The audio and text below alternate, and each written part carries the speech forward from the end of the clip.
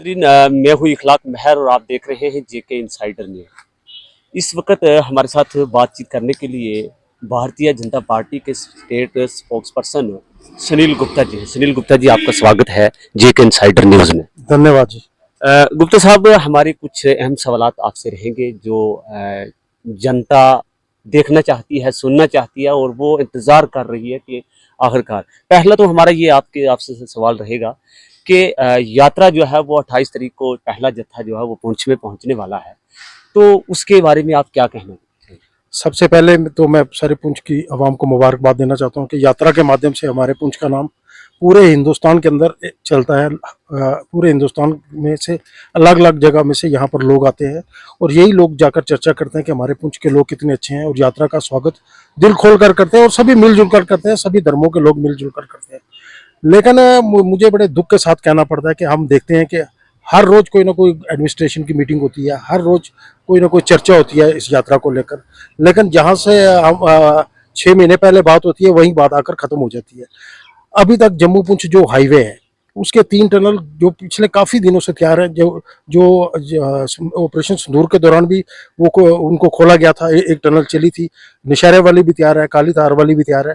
अगर वो 3 टनल चल जाती तो यात्रा के में आने वाले लोगों को और सुविधा मिलती और समय बचता, लेकिन इसके ऊपर कभी चर्चा नहीं होती है, सिर्फ मीटिंग होती है। मीटिंग के अंदर बात होती है कि यात्रा की तैयारी में लगे हुए हैं, लेकिन जो जम्मू पुंछ हाईवे है अभी रजौरी से इधर तक, जहाँ तक जो मंजाकोट के पास जितना एरिया है वो पिछले 6 महीने से उसको रोड़ी डल चुकी है, सब कुछ होता है, लेकिन ब्लैक टॉपिंग नहीं हुई। अभी भी हमारा इतना रास्ता ऐसा है जहाँ पत्थर पड़े हुए उसको साइड किया जाना चाहिए, कहीं जाम ना लगे, कोई कुछ ना हो। सिक्योरिटी रीजन से भी ये भी बातें देखनी, जहाँ खड्डे उसको भरा जाना चाहिए था। मंडी पुंछ अभी काम लगा है जो, जबकि ये काम पहले लगना चाहिए था। मैं ये सारी बातें देखकर मन में कष्ट होता है कि जो काम एडमिनिस्ट्रेशन को वार फुटिंग पर करना चाहिए था वो आखिर में जाकर होता है, वो काम अधूरा रह जाता है। इसलिए जो यात्री आते हैं, अगर उनको अच्छी रोड, अच्छी फैसिलिटी मिलेगी तो हमारी यात्रा और बढ़ेगी और उससे सबसे जो अच्छा बड़ा बेनिफिट यहाँ पर होगा वो टूरिज्म के माध्यम से होगा। जितने ज़्यादा से ज़्यादा लोग, अगर लोगों को रोड अच्छी मिलेगी तो मेरा ये मानना है कि हर जगह पर लोगों के पास गाड़ियाँ हैं, पैसे की कोई कमी नहीं है, वो आना पसंद करते हैं। लेकिन जब ये हमारा सफ़र देखते हैं, हमारा सफ़र इतना लंबा है, इतने जिगजैग मोड़ है, तो वो लोग थोड़े से परेशान हो जाते हैं। इसलिए मेरा आपके माध्यम से अभी भी 7, 8, 10 दिन है, वो तीनों टनल चलने चाहिए और जहां पर खड्डे हैं वहां पर उनको भराई करके पूरा लेवल कर देना चाहिए। अगर ब्लैक टॉपिंग नहीं हो सकती है इस समय तो उसको रोड को इस काबिल बनाना चाहिए कि लोगों को कोई परेशानी नहीं होनी चाहिए, ताकि लोग ज्यादा से ज्यादा पुंछ के अंदर आए, क्योंकि ये हमारा आखिरी बॉर्डर है, यहाँ पर कोई इंडस्ट्री नहीं है, कुछ है।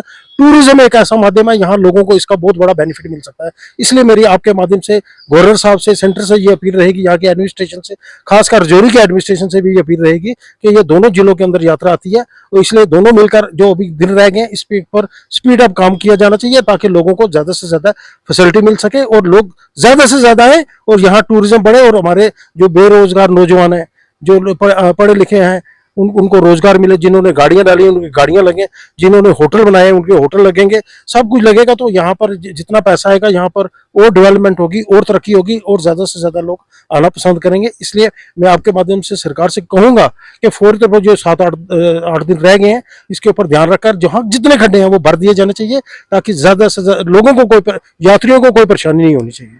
सर, मंडी से पुंछ से मंडी जो यात्रा जब जाएगी तो इस रोड की भी हल्का हालत है, यहाँ पे काम नहीं हो रहा है, स्लाइडिंग हो रही है, खड्डे पड़े हुए हैं। यहाँ से ऐसे लग रहा है कि यहाँ इतनी बुरी हालात है, बंदा पैदल नहीं चल सकता। तो यात्रा जब जाएगी तो क्या उसके एडमिनिस्ट्रेशन जो है उसको, मैंने आपसे पहले कहा कि जो लोग मीटिंग में जाते हैं वो पता नहीं क्या बात करते हैं अंदर, या सिर्फ चाय पी कर आ जाते हैं, मुझे नहीं पता है।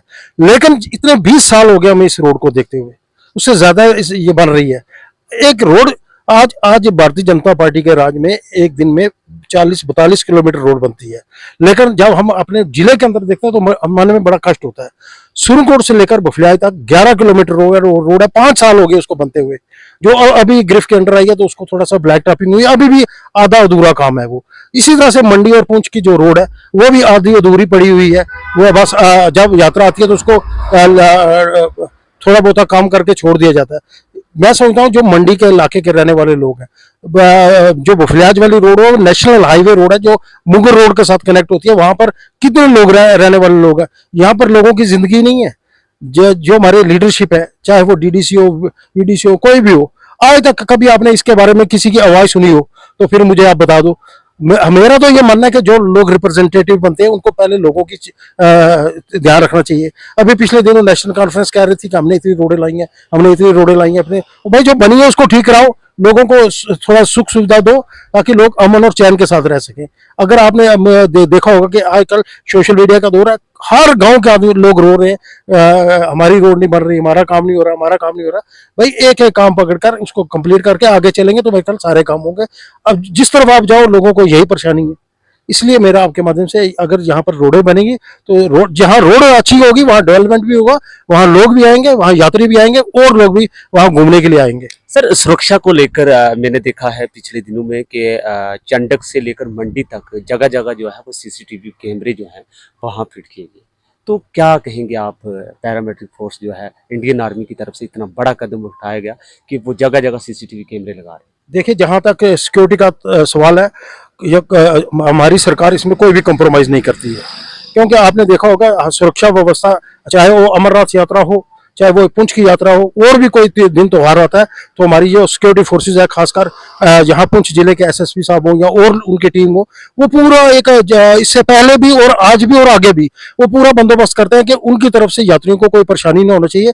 अगर यात्रियों को यहाँ सिक्योरिटी सुरक्षा अच्छी मिलती है इसलिए यात्रा आती है यहाँ पर, लेकिन बेसिक फैसिलिटी आकर वहां पर रोड की आ जाती है, इसलिए थोड़ी सी यात्रा में कमी आती है। मैं ये कहता हूं कि सिक्योरिटी फोर्सेज जहां हमारी एसएसपी साहब है, डीआईजी साहब है, वो खुद आकर मुआयना करते हैं, मैं उनको मुबारकबाद देता हूं, उनकी तरफ से कोई कमी नहीं है। अगर यहाँ पर रोड पर के ऊपर सीसीटीवी कैमरे लगे हैं ये तो और अच्छी बात है। कोई भी आदमी हमारे बीच में से भी कोई गड़बड़ करता है तो वो ट्रेस हो जाएगा, क्योंकि पूरे 29-30 किलोमीटर के ऊपर सिक्योरिटी फोर्सेज नहीं खड़ी हो सकती। अगर कैमरे लगे होंगे तो सब लोग आराम से और चैन से रहेंगे। कोई भी जो आदमी गलत होगा वो सामने आ जाएगा और उसको नहीं माफ किया जाना चाहिए।